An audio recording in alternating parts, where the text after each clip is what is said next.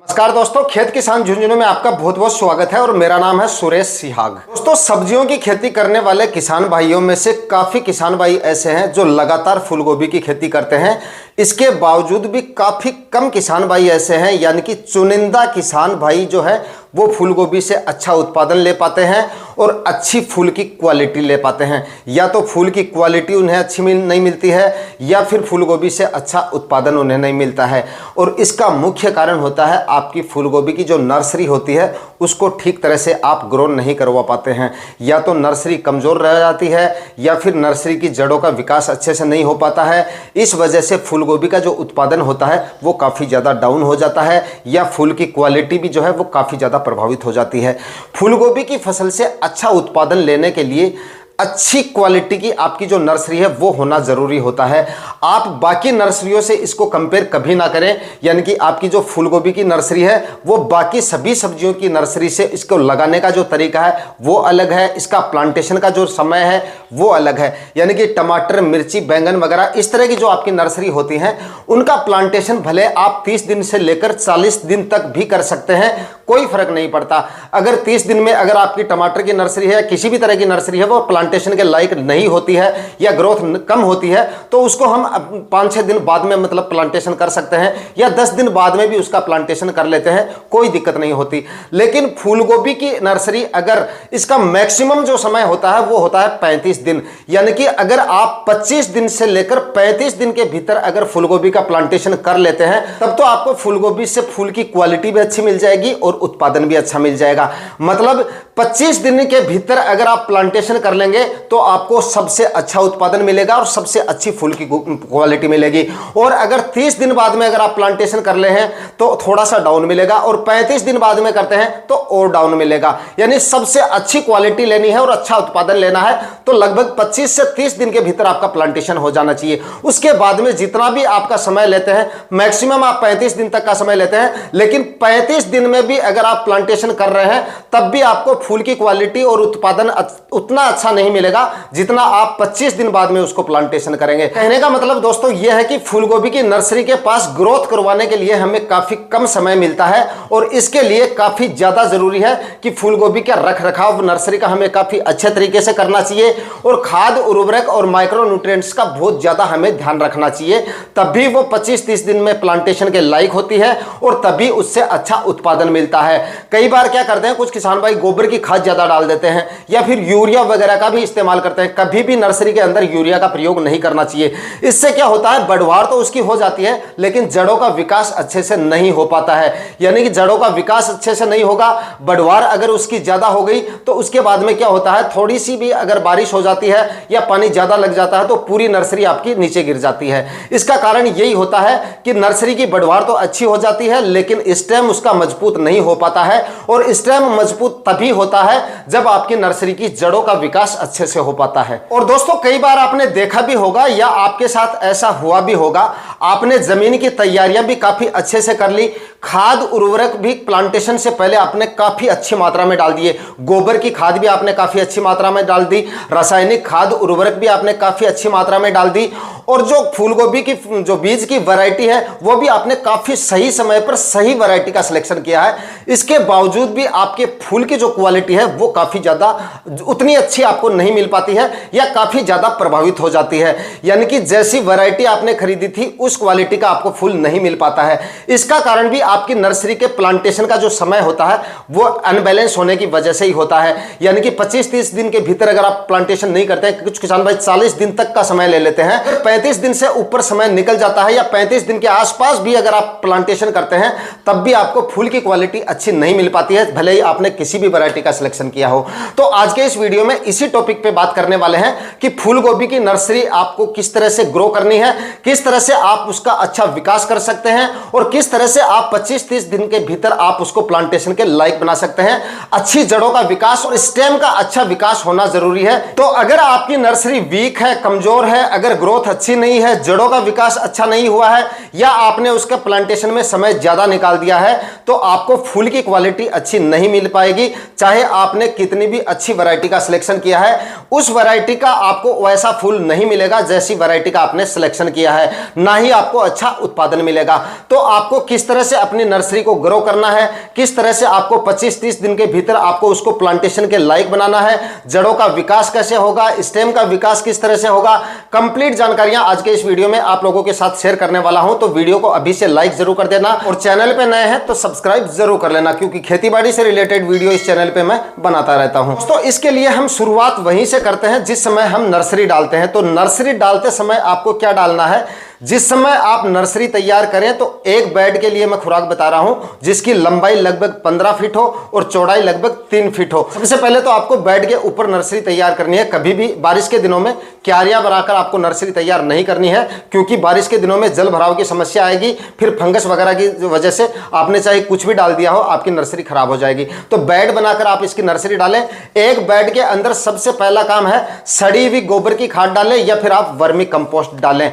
सड़ी हुई गोबर की खाद ज्यादा मात्रा में आपको नहीं डालनी है। काफी किसान भाई क्या करते हैं, ज्यादा मात्रा में गोबर की खाद डाल देते हैं और इसका नतीजा क्या निकलता है, नाइट्रोजन की मात्रा ज्यादा होने की वजह से आपकी नर्सरी की बढ़वार ज्यादा हो जाती है। बढ़वार तो हो जाती है लेकिन जड़ों का विकास अच्छे से नहीं हो पाता है और नतीजा यह निकलता है कि नर्सरी गिर जाती है, यानी कि स्टेम में दम नहीं होने की वजह से थोड़ी सी हाइट लेकर और फिर वो जमीन पे गिर जाती है। इस वजह से भी काफी नर्सरी जो है किसान भाइयों की खराब हो जाती है। तो सिर्फ 2 परात एक बेड के अंदर, सिर्फ 2 सड़ी हुई गोबर की परात आपको डालनी है, सड़ी हुई गोबर की खाद की, या फिर आप उसकी जगह वर्मी कंपोस्ट भी डाल सकते हैं। अगर आपके पास वर्मी कंपोस्ट खाद पड़ी है तो वो आप डाल लेंगे तो वो ज्यादा सही रहेगा गोबर की खाद की वजह से, क्योंकि गोबर की खाद में अगर थोड़ा सा भी कच्चापन आ गया, अगर थोड़ी सी भी अगर वो कम सड़ी हुई हुई या गली हुई अच्छे तरीके से नहीं होगी तो आपकी नर्सरी में फंगस वगैरह की दिक्कतें आ सकती हैं। या तो आप एकदम सड़ी हुई गोबर की खाद डालें या फिर आप वर्मी कंपोस्ट डालें, सीमित मात्रा में डालें। उसके बाद में 2 kg आपको डीएपी जरूर ऐड करनी है। काफी किसान भाई गोबर की खाद वगैरह सब कुछ डाल देते हैं लेकिन डीएपी नहीं डालते हैं। फास्फोरस की कमी होगी नर्सरी में तो जड़ों का विकास अच्छे से नहीं हो पाएगा। जड़ों का विकास अच्छे से नहीं हो पाएगा तो आपका नर्सरी का जो स्टेम है वो काफी कमजोर रह जाएगा। कमजोर रहने की वजह से आपकी नर्सरी में गिरने की समस्या आ सकती है। तो आपको डीएपी जो है एक बेड के अंदर, जिसकी साइज मैंने आपको बता दिया 15 फीट लंबा और 3 फीट चौड़ा, उसके अंदर 2 kg आपको डीएपी मिक्स कर देनी है। और इसके साथ में कम से कम 20 से लेकर 30 ग्राम आपको जो है फंगीसाइड जरूर ऐड कर लेना है। ये आप यूपीएल कंपनी का साफ फंगीसाइड ले सकते हैं, जो कि मैंने आपको बता रखा है कार्बेंडाजिम और मैनकोजेब होता है 12 और 63% में। ये आपको जरूर ऐड कर लेना है, क्योंकि फूलगोभी की नर्सरी में फंगस की दिक्कत आ गई तो उसके बाद भी अगर आपने चाहे कितने भी खाद उर्वरक डाल रखे हो, कितने भी माइक्रोन्यूट्रिएंट्स दे दिए हो, आपकी नर्सरी कमजोर रह जाती है या फिर खराब हो जाती है। तो फंगस की समस्या ना आए इसके लिए 20 से 30 ग्राम कार्बेंडाजिम और मैनकोजेब अवश्य मिला लें। इन तीनों को मिलाकर और अच्छी तरह से बेड के ऊपरी सतह पर हाथ से मिक्स कर दें मिट्टी के अंदर और उसके बाद में नर्सरी डालें। उसके बाद में जर्मिनेशन होने के बाद में लगभग 3-4 दिन तक आपको तेज धूप से अपनी नर्सरी को बचाना है। और तेज धूप से बचाने के लिए आपको shade net, green shade net जो होता है उसका आपको इस्तेमाल करना है। उसका इस्तेमाल करना है और धूप से नर्सरी को बचाना है। इसका मतलब ये नहीं है कि आप पूरा दिन उसको कवर रखें, धूप भी लगनी चाहिए। लगभग 2 घंटे आपको धूप जरूर लगा देनी है, या फिर आप 2 घंटे सुबह या फिर 2 घंटे शाम आपको खुला छोड़ना है नर्सरी को। अगर आप पूरा दिन उसको कवर रखेंगे तो आपकी नर्सरी वापस हाइट ले लेगी और फिर से नर्सरी में गिरने वगैरह की समस्या आ सकती है, क्योंकि वनस्पतिक विकास जो होता है वो ज्यादा हो जाता है। धूप वगैरह नहीं लगेगी तो फंगस वगैरह की समस्या भी ज्यादा आ सकती है। और शेड नेट को हमेशा हाइट पे लगाना है, कम से कम 10 से 15 फीट की हाइट पे लगाएंगे तो वो ज्यादा सही रहेगा। काफी किसान भाई कम हाइट पे लगा देते हैं, 4-5 फीट की हाइट पे ही लगा देते हैं। इसकी वजह से भी अगर हवा अच्छी तरह से आपकी नर्सरी में पास नहीं होगी तब भी आपकी नर्सरी में बहुत सारी बीमारियां देखने को मिल सकती है। वनस्पतिक विकास जो होता है वो ज्यादा हो जाता है और किसान ये समझ लेते हैं कि नर्सरी का विकास अच्छी तरह से हो गया, हमारी नर्सरी की ग्रोथ अच्छी हो रही है।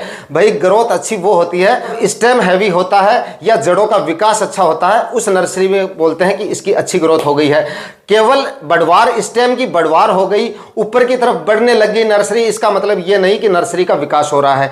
नर्सरी का विकास तभी होगा जब जड़ों का विकास होगा वो जरूरी है, जड़ों की झुंडी बननी जड़ों के अंदर जरूरी है प्लांट के अंदर, तभी उसका विकास अच्छे से हो पाता है। और वो तभी बनेगी जब आपने अच्छी मात्रा में खाद उर्वरक डाले हैं, नाइट्रोजन खादों का इस उपयोग जो है वो सीमित मात्रा में किया है, धूप और हवा उसको बराबर मात्रा में लग रही है, तभी आपकी नर्सरी जो है वो अच्छे से ग्रो कर पाएगी। ये आपको ध्यान रखना है। उसके बाद में जब आपकी नर्सरी 7 से 8 दिन की हो जाए तब आपको एक स्प्रे जरूर निकाल देना है। स्प्रे में आपको लेना है कार्बनडाजिम 50% और मात्रा रखनी है 20 ग्राम प्रति 15 लीटर स्प्रे टैंक के हिसाब से रख के, और आप पूरी नर्सरी को तर कर दीजिए। मिट्टी भी मतलब पूरी तरह से तर हो जानी चाहिए, क्योंकि फंगस की शुरुआत मिट्टी से होती है, जड़ों से होती है, और ज्यादातर समस्या जो होती है नर्सरी में वो जड़ों से संबंधित ही होती है। तो आप मिट्टी को अच्छी तरह से मतलब जो है तर कर देना है। और ये स्प्रे आपको केवल और केवल शाम के समय करना है, कभी भी फंगिसाइड का इस्तेमाल सुबह के समय नहीं करना है, या दोपहर के समय तो मतलब करना ही नहीं है, शाम के समय करेंगे तो रिजल्ट आपको और ज्यादा अच्छे मिलेंगे। इसके बाद में दोस्तों नर्सरी की अच्छी ग्रोथ के लिए आपको स्प्रे कौन कौन से निकालने होते हैं, तो भाई जो तरीका मैंने आपको बताया है, जो खाद उर्वरक मैंने आपको बता दिया, और जो जिस तरीके से आपको नर्सरी को तैयार करना है उस तरीके से अगर आप ये कुछ करेंगे तो मुझे नहीं लगता किसी तरह के स्प्रे की आपको जरूरत पड़ेगी ग्रोथ के लिए। फिर भी अगर किसी किसान भाई की नर्सरी की ग्रोथ कम है, या फिर इस तरह से नर्सरी तैयार नहीं की है, मतलब डीएपी वगैरह नहीं डाली है, फास्फोरस की कमी लग रही है, या फिर काफी कम ग्रोथ लग रही है, तब आपको क्या करना है, जब आपकी नर्सरी 20 दिन की हो जाए और आपको ऐसा लगे कि 5 या 10 दिन के भीतर आपकी नर्सरी प्लांटेशन के लायक नहीं होगी, कुछ ना कुछ तो डालना ही पड़ेगा, तब आपको एक स्प्रे जरूर ले लेना है। अदरवाइज आपको कुछ भी लेने की जरूरत नहीं है। ऐसा लगे कि ग्रोथ वास्तव में कम है तभी आपको स्प्रे लेना है आपकी नर्सरी में, अदरवाइज स्प्रे कम से कम आपको लेने चाहिए। तो यहां पर आपको एनपीके 19-19 का एक हल्का सा स्प्रे निकाल देना है अगर आपको ऐसा लगे कि आपकी नर्सरी की ग्रोथ वास्तव में कम है। खुराक इसकी जो रखनी है वो रखनी है 50 से 60 ग्राम प्रति 15 लीटर स्प्रे टैंक के हिसाब से।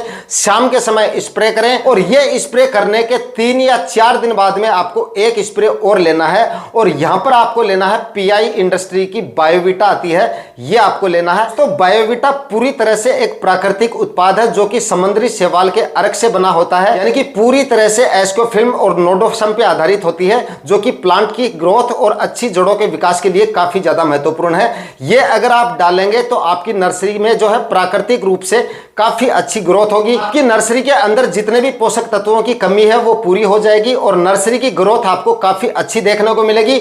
नर्सरी के स्टेम में भी ताकत आएगी और नर्सरी की जड़ों का विकास भी काफी अच्छे तरीके से होगा। उसके बाद में आपकी नर्सरी कितनी भी कमजोर हो, अगर कोई बीमारी नर्सरी के अंदर नहीं है तो आपकी नर्सरी 30 दिन के भीतर प्लांटेशन के लायक जरूर हो जाएगी।